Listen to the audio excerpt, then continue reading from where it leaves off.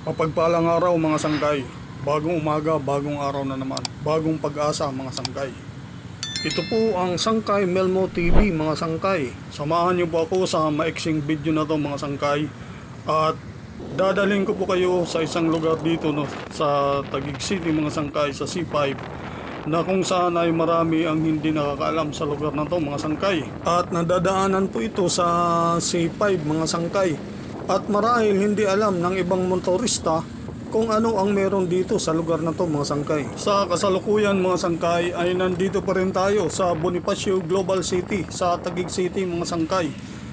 At binabaybay ho natin itong 32nd Street mga sangkay. Dito sa 32nd Street mga sangkay ay pwede po tayong mag-exit.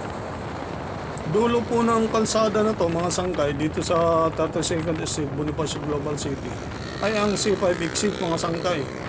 Dito po pag sa left lane po, pag dito lang kayo sa left side na lane, pa-exit po yan ng northbound, C5 northbound mga sangkay.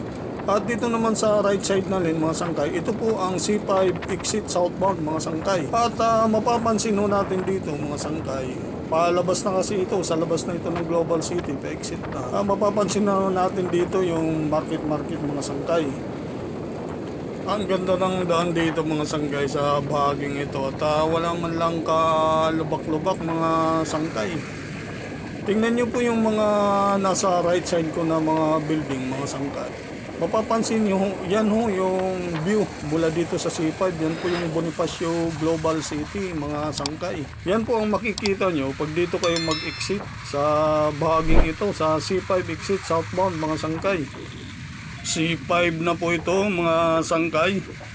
At pag dumano kayo dito, dahan-dahan lang ho tayo, ingat ho tayo dito mga sangkay, kay mabibilis po yung mga sasakyan. Yung tulay na yan mga sangkay, yung nasa taas natin, yan yung entrance mga sangkay pag papasok ka ng Global City. Yung mga nanggagaling ng south mga sangkay, papasok ng Global City, dyan yan dumadaan dito sa taas natin mga sangkay. Malapit na ho tayo dito mga sangkay sa Shrine of Our Lady at C5 mga sangkay. Bayan, alam nyo ba yan mga sangkay, yung may araw na yan mga sangkay?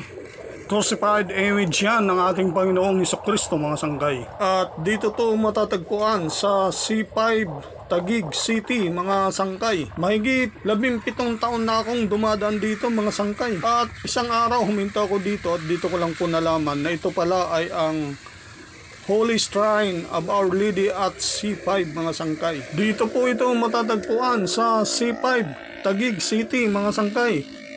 Sa ngayon mga sangkay, hanggang dito na lang po muna itong paglalakbay natin mga sangkay. At hari naway, samahan nyo pa ako sa mga susunod nating paglalakbay mga sangkay.